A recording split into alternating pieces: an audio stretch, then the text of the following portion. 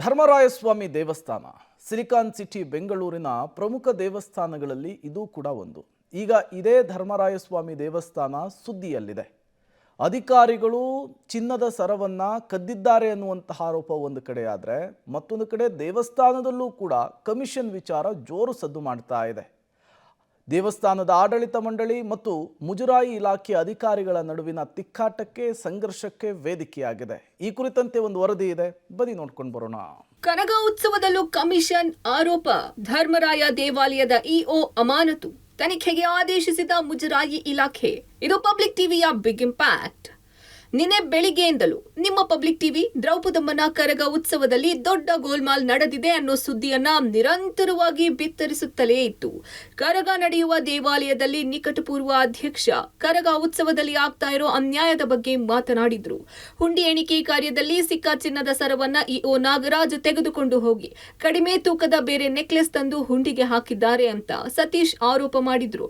ಈ ಬಗ್ಗೆ public TV ವರದಿ ಮಾಡಿದ ಬೆನ್ನಲ್ಲೇ ಮುಜರಾಯಿ ಇಲಾಖೆ ಆಯುಕ್ತರು ಅಲರ್ಟ್ ಆಗಿದ್ರು. ಇಒ ನಾಗರಾಜ್ನನ್ನ ಅಮಾನತು ಮಾಡಿ ತನಿಖೆಗೆ ಆದೇಶ ಹೊರಡಿಸಿದ್ದಾರೆ.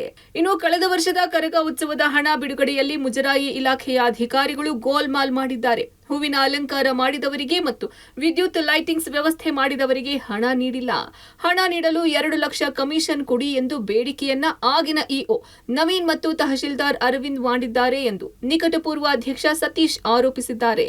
ಈ ಬಗ್ಗೆ ಪಬ್ಲಿಕ್ ಟಿವಿಯೊಂದಿಗೆ ಮುಜರಾಯಿ ಆಯುಕ್ತ ಶರತ್ ಮಾತನಾಡಿದ್ದು, ಆರೋಪಗಳಿಗೆ ಸಂಬಂಧಿಸಿದ ದಾಖಲೆಗಳನ್ನು ನಮಗೆ ನೀಡಿದರೆ ತನಿಖೆ ಮಾಡುತ್ತೇವೆ ಎಂದು ತಿಳಿಸಿದ್ದಾರೆ. ಆರೋಪ ಹೊತ್ತಿರುವ ಅಧಿಕಾರಿಗಳಿಗೆ ನೋಟಿಸ್ ನೀಡಲು ಸಜ್ಜಾಗಿದ್ದಾರೆ. ಇನ್ನು ಆರೋಪ ಮಾಡಿರುವ ಸತೀಶ್ ದಾಖಲೆ ನೀಡೋದಾಗಿ ಹೇಳಿದ್ದಾರೆ. ತಗೊಂಡೋಗಿ ಜಾಸ್ತಿ ಗ್ರಾಮ್ ತಗೊಂಡೋಗಿ ಕಡಿಮೆ ಗ್ರಾಮ್ದು ಏನೋ ತಂದು ಹಾಕಿದಾರೆ ಅಂತ ಹೇಳ್ಬಿಟ್ಟು ಅದೊಂದು ಹೇಳ್ತಾ ಇದಾರೆ. ನಾವು ವಾಟ್ ಎವರ್ ಇಟ್ ಈಸ್ ಅದು ತಗೊಂಡು ಹೋಗ್ಬಾರ್ದಾಗಿತ್ತು, ಅದು ತಪ್ಪಾಗಿದೆ. ಅದಕ್ಕೋಸ್ಕರ ಈಗ ಸಸ್ಪೆನ್ಷನ್ ಆರ್ಡರ್ ಇಶ್ಯೂ ಮಾಡ್ತಾ ಇದೀವಿ. ದೇವಸ್ಥಾನದಿಂದ ಉಂಡಿ ಓಪನ್ ಮಾಡ್ತಾರೆ, ದುಡ್ಡು ಎಣಿಸ್ತಾರೆ. ಅದರಲ್ಲಿ ಒಂದು ನೆಕ್ಲೆಸ್ ಸಿಕ್ಕುತ್ತೆ, 122 ಗ್ರಾಮ್ ಏನೋ ಇದೆ ಒಡವೆ. ಆದ್ರೂ ಇಒ ಅವರು ದೇವಸ್ಥಾನದಿಂದ ಒಡವೆನ ಜೋಬಲ್ಲಿ ಇಟ್ಕೊಂಡು ಹೋಗಿದ್ದಾರೆ. 10 ಲಕ್ಷಕ್ಕೆ ನಾವು ದುಡ್ಡು ರಿಲೀಸ್ ಮಾಡ್ಬೇಕಂದ್ರೆ 2 ಲಕ್ಷ ಕೊಡಬೇಕು ಅಂತಾರೆ. ತಹಸೀಲ್ದಾರ್ ಬಂದು ಅರವಿಂದ್ ಬಾಬು, ಎಡಿಸಿ ಜಗದೀಶ್, ಇಒ ಬಂದು ನವೀನು, ಎಸಿ ಬಂದು ಪುರುಷೋತ್ತಮ್. ತಪ್ಪಿತಸ್ಥರ ವಿರುದ್ಧ ಕ್ರಮ ಎಂದ ಮುಜರಾಯಿ ಸಚಿವ.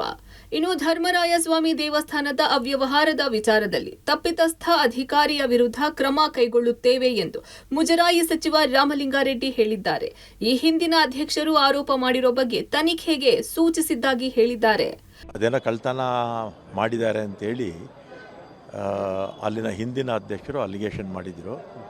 ಆಮೇಲೆ ನಾನು ನಮ್ಮ ಸಂಬಂಧಪಟ್ಟ ಅಧಿಕಾರಿಗಳಿಗೆ ಕಮಿಷನರ್ ಆ ಮೆಸೇಜ್ ಏನು ನನಗೆ ಬಂದಿತ್ತು ಅದನ್ನು ಫಾರ್ವರ್ಡ್ ಮಾಡಿದ್ದೀನಿ. ತಪ್ಪಾಗಿದ್ದರೆ ಅವ್ರ ಮೇಲೆ ತಕ್ಷಣ ಆ್ಯಕ್ಷನ್ ತಗೊಳ್ಳಿ ಅಂತ ಹೇಳಿದ್ದೀನಿ. ಮೊದಲು ಮಿಸ್ಸಿಂಗ್ ಆಗಿತ್ತು, ಆಮೇಲೆ ಅದನ್ನು ಹುಂಡಿಲಿ ಹಾಕಿದ್ದಾರೆ ಅಂತ ಹೇಳ್ತಾರೆ.